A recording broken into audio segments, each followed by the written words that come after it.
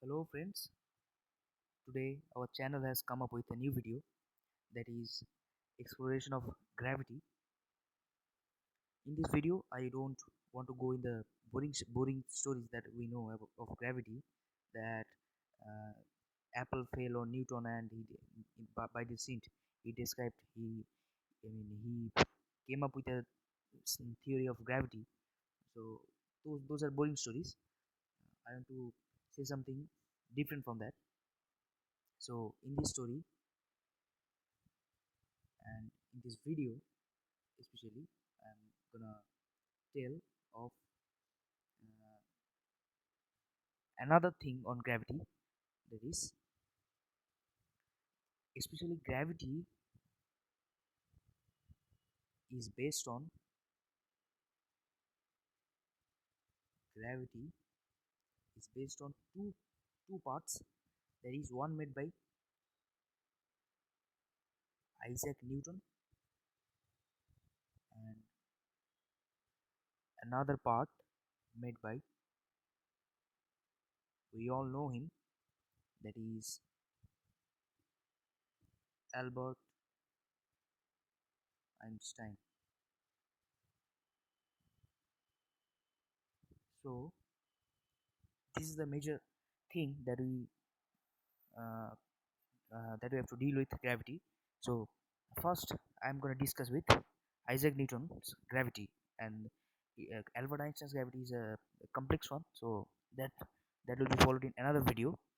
So in this video, I'm going to say of gravity made by Albert Einstein.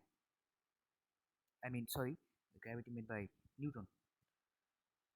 So in this video, we know that gravity, according to Isaac Newton, on his book named Principia Mathematica. In this book, he says of gravity when he was sitting under an apple tree and the apple fell on him and he came up with gravity. So the theory of gravity. So Principia Mathematica tells us that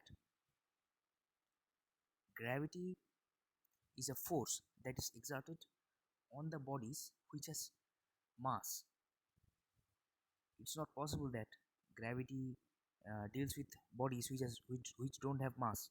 So deals with that bodies only which have two mass, suppose m and another m prime.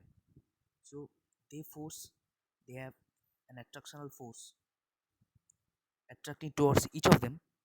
Suppose m attracts m prime and m prime attracts m. So these two objects have, let me mark the another object with red color, that is m prime. So the gravity acts on both these objects, and we can see that both are the mass and they exert forces on each other.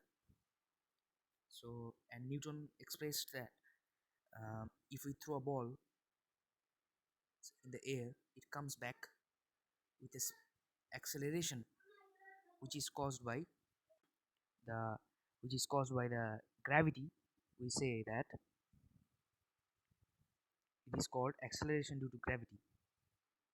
So because if we, by Newton's second law of motion, we know F is equal to ma.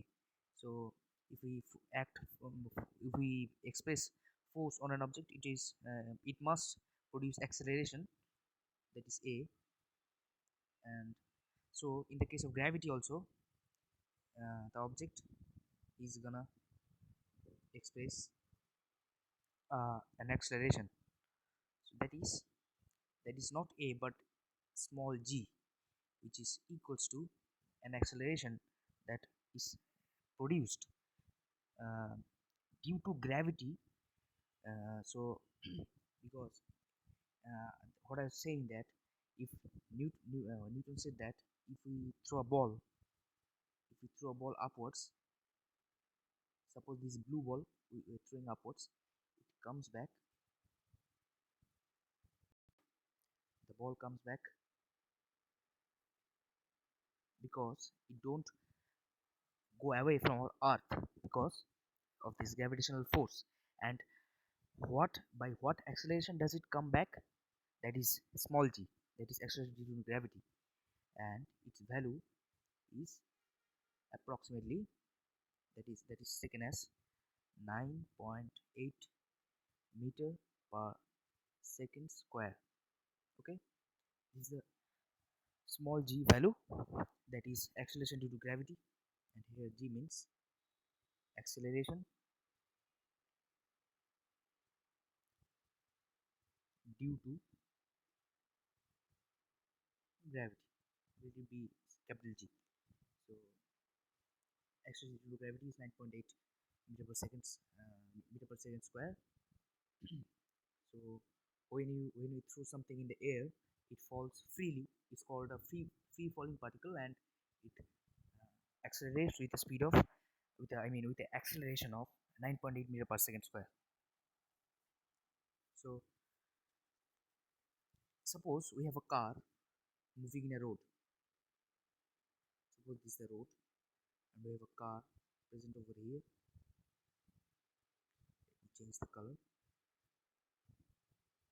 We have a car present over here, that is a black colored jeep, suppose, for the explanation purpose. This is a jeep, suppose. And if this car is moving with some speed u, and is there any gravitational force or any acceleration due to gravity acting on this particle? You can pause this video and that think and write the answer in the comment box, that whether this car traveling in road or something moving horizontally, something moving horizontally has any force of gravity acting on it or not. You think and tell me. Okay, so I'm telling the answer, that whether this car moving the road have any gravity acceleration on it or not. The answer is no. There is no gravity acting on this particle. Suppose let the car be like a circular particle. This is a particle notation. Let the car be a particle and its mass be m. It's traveling in horizontally with some certain speed. So whatever the speed may be, but there is no gravitational force acting on this particle, because gravitational force always acts in downward direction, not in horizontal direction. Horizontal direction.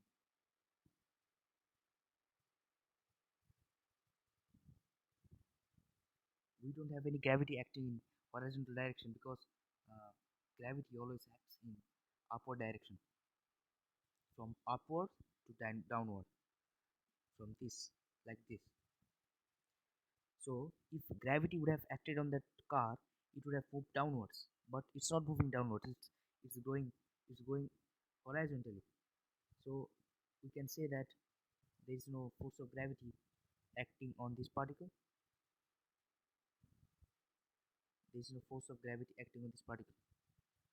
It's moving. This is the correct one. It's moving in horizontal direction. There is no gravity acting on this particle. So we can't ever say that something which moves, any particle which moves horizontally, have any gravitational effect on it. So but if a particle is in air and it's falling, if a particle is in air and it's falling, then we say that there is a gravitational force acting on it, so it's moving with an acceleration that is equal to small g. Okay, this is the one, this is the correct one. and and there is another interesting thing, that is the let me say a point that is given by Albert Einstein from his general theory of relativity that this describes. I'm gonna say in my next another video about general theory relativity, but I'm saying a specific point from this. Just for instance, I'm saying that always remember that the gravity, I mean, in a suppose a astronaut is standing in space. Suppose this is Earth. We have our Earth planet here, and this is our Earth. This is the vegetation cover, and this is, and let the black color be the outermost space. Okay, let me draw it. Suppose we have an astronaut here, present here. We have an astronaut present here, far away, far away from Earth. That means he's in zero space. I mean, in zero gravity. There's no gravity acting on the astronaut. And suppose he's in International Space Station. So the timings, the clock in as per the astronaut will be much faster than as per the clock in our Earth. That means here the astronaut, if there is six, if there is six um, uh, on the astronaut 6, suppose 6 p.m. it's written on the astronaut's watch, then in Earth it will be much slower. That means very much slower. Suppose 4 p.m.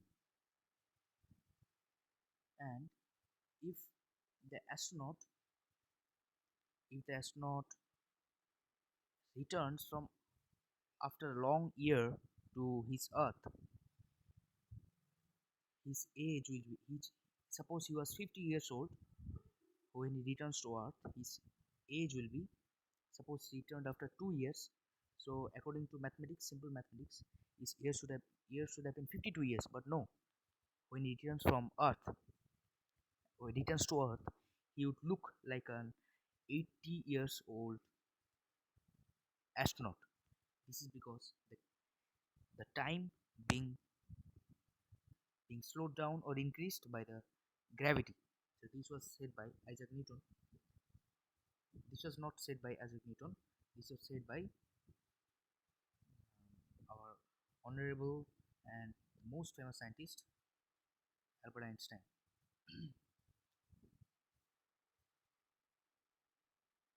So let me go to the another page that said we have g g equals to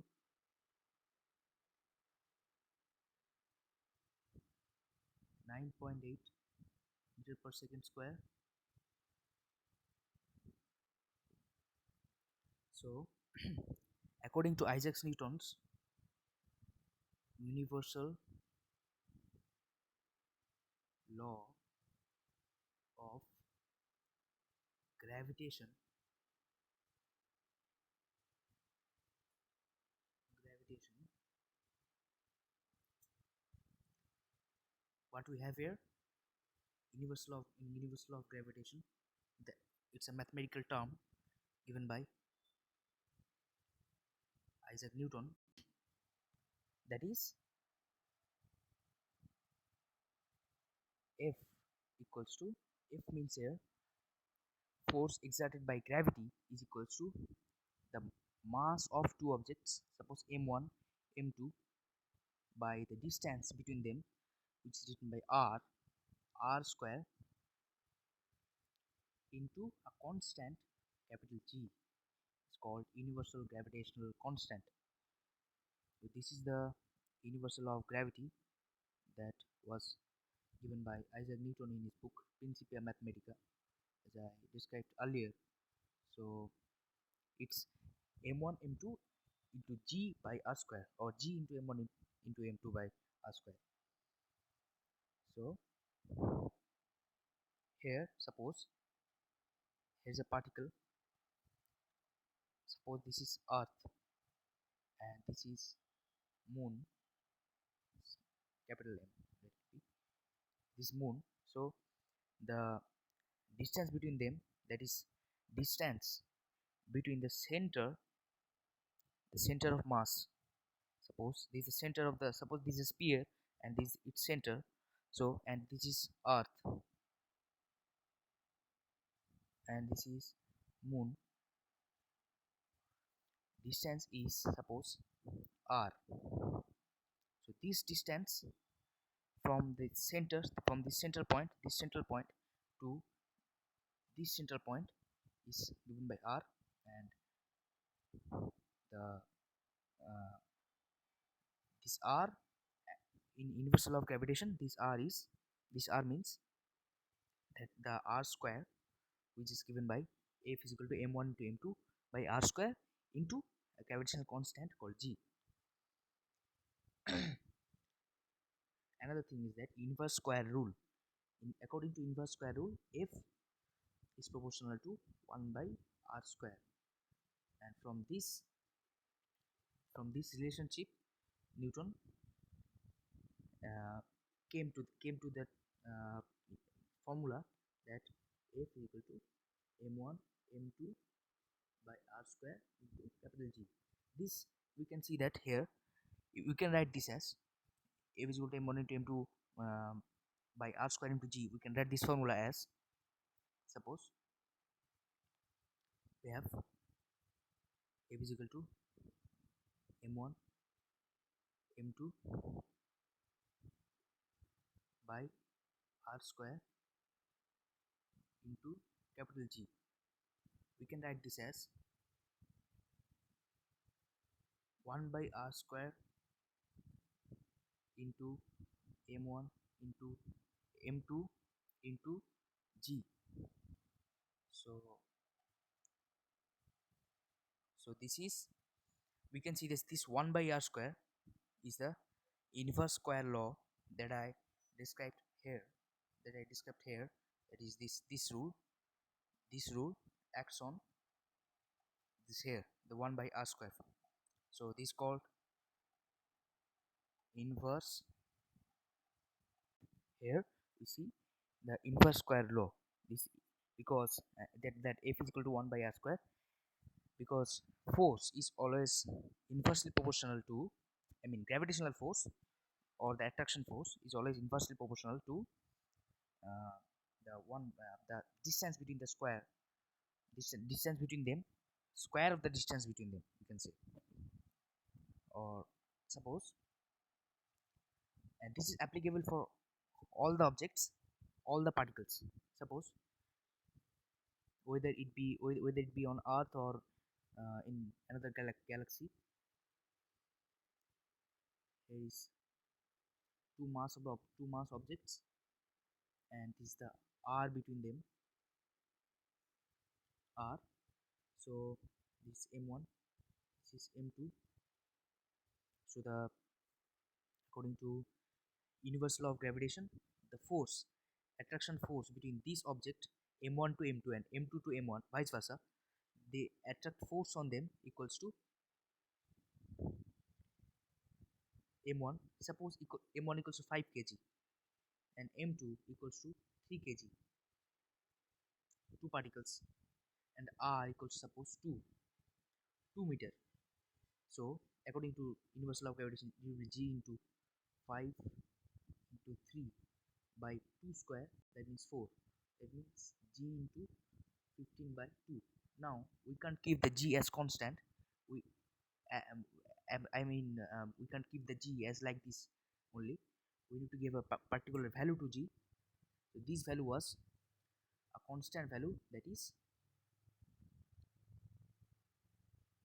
capital G equals to 6.67 into 10 to the power minus 11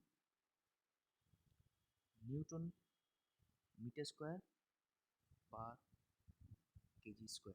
This is the unit, and its value is 6.67 to the minus 11, and it is called universal gravitational constant. So we can put this value here, that as we kept it as that g into 15 by 2, we can keep it as 6.67 into 10 to the power minus 11, this value into 15 by 2, and we can use the calculator to find, or you can find by yourself the value. So this was all about gravity for this point now, but it's not over. We have I'll make different videos on gravity, on the different purposes.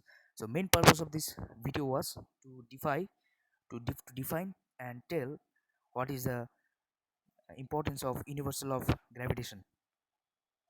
So I hope you understood universal of gravitation. So we learned today what is that the formula F equals to g into m1 into m2 by r square, and it is applicable for the objects which has mass only and which is separated by a distance r. Any object or particle, they express force towards each other, attraction force, which is m1 into m2 by r square. So I'll make next different videos in the same topic, gravity, describing and describing the other definitions, which are other theories given by Isaac Newton on gravity, and also Albert Einstein's whole general theory of relativity. Okay, thank you for now. Goodbye. This was all about gravity. So please follow my next videos, which will be helpful, and I'll make a next video on a detailed description of the rest of the portions of gravity. Thank you.